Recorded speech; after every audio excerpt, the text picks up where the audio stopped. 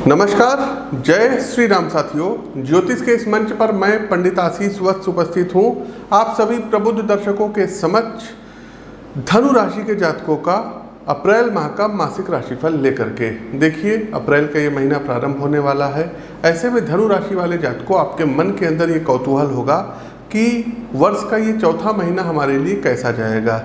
क्या नौकरी या फिर व्यापार में तरक्की देखने को मिलेगा या फिर नहीं, या फिर किन्हीं नई चुनौतियों का हमको सामना करना पड़ सकता है।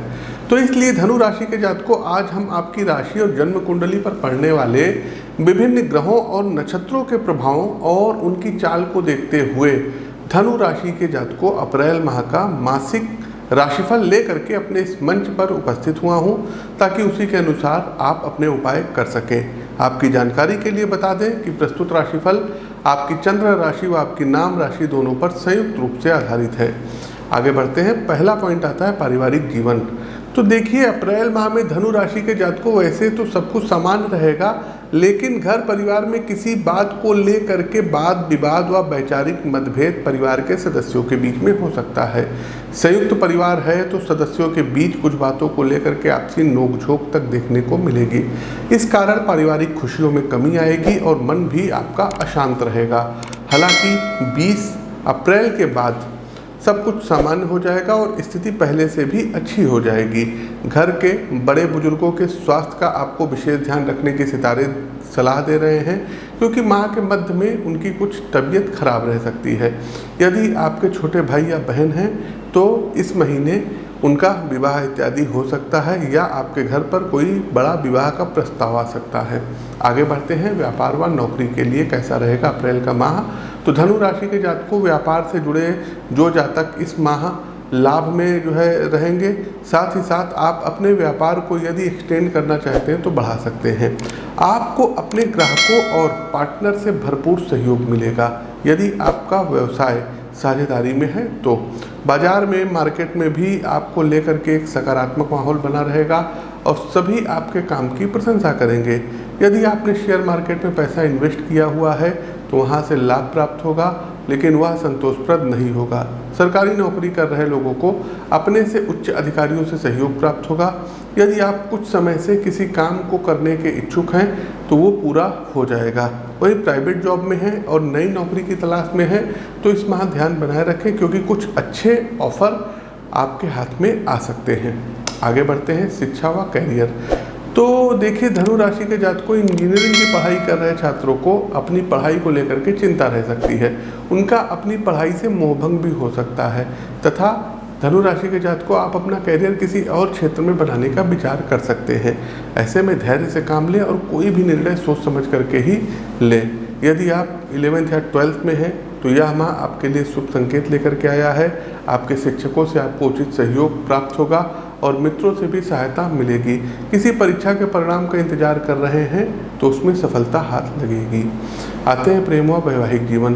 तो देखिए, यदि धनु राशि के जातकों आपका विवाह अभी जल्द ही हुआ है तो पार्टनर के साथ ज़्यादा लगाव महसूस करेंगे और कहीं लंबी दूरी की यात्राओं पर जाएंगे और एक दूसरे के प्रति आकर्षण का भी भाव रहेगा।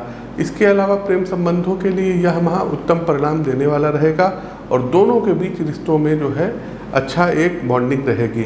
यदि आप सिंगल हैं और किसी जीवन साथी की तलाश में हैं तो इस माह सोशल मीडिया पर किसी के साथ सकारात्मक बातचीत शुरू हो सकती है, जो धीरे धीरे प्रेम संबंधों में बदल जाएगी। इसलिए शुरू से ही इस बात का ध्यान रखें और उत्तेजित होने से आपको बचना होगा।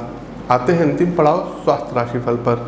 तो धनु राशि के जातकों, बैक बोन, रीढ़ की हड्डी या कमर में समस्याएं इस महीने हो सकती हैं जो लंबे समय तक चलेगी, और इससे आराम पाने के लिए दवाइयों का तो आप सहारा लेंगे, लेकिन योग प्राणायाम का भी सहारा लीजिएगा और कोशिश कीजिएगा बहुत ज़्यादा गुस्सा और तनाव मत करिएगा, अन्यथा ब्लड प्रेशर की भी समस्या होगी, नींद कम आएगी और बेचैनी रहेगी। साथ ही साथ एक चीज़ और आपको बता दें कि वाहन इस महीने आपको सावधानी पूर्वक चलाना होगा और डॉक्टरों के संपर्क में रहिएगा। जल का सेवन अधिक से अधिक करिएगा। जंक फूड से, अल्कोहल से आपको दूर रहना है इस महीने।